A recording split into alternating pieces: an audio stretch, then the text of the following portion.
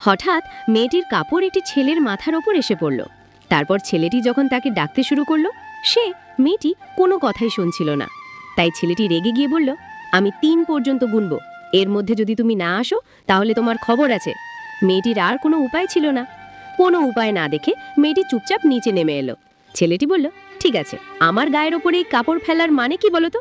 মেয়েটি বলল, মানে আমি কথা দিচ্ছি এমন আর হবে না, এবারের মতো মাফ করে দাও, সরি।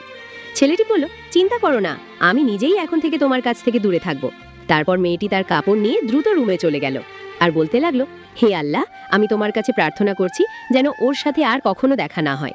কিন্তু পরদিন মেয়েটির ক্লাসরুমে প্রফেসর সেই ছেলেটিকে নিয়ে এলো। তখন মেয়েটি বলল, কে এসেছে, আমি তাকে দেখে নেব। শুনে ক্লাসের সবাই মেয়েটিকে খুব উৎসাহ দিতে লাগলো।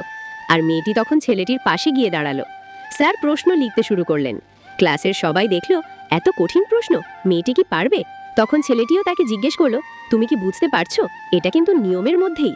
মেয়েটি বলল, তোমাকে জ্ঞান দিতে হবে না, আমি একাই যথেষ্ট। তারপর প্রফেসর তাদের 2টি অঙ্ক দিলেন। তারা অঙ্ক করতে শুরু করলো, আর এই মেয়েটি কয়েক সেকেন্ডের মধ্যেই অঙ্কটি করে ফেললো, আর তাই সে জিতে গেল। তারপর মেয়েটি যখন ছেলেটির খাতা দেখলো, সে তাকে টেনে ধরলো এবং জিজ্ঞেস করলো, তুমি আমার আগেই এটা করে ফেলেছিলে, তাহলে মুছে দিলে কেন? ছেলেটি বলল, অন্যদের সামনে তোমার মাথা নিচু হোক সেটা আমি চাই না। মেয়েটি বলল, মানে কি, তুমি কি আমাকে পছন্দ করো? তখন ছেলেটির অভিব্যক্তি দেখার মতো ছিল।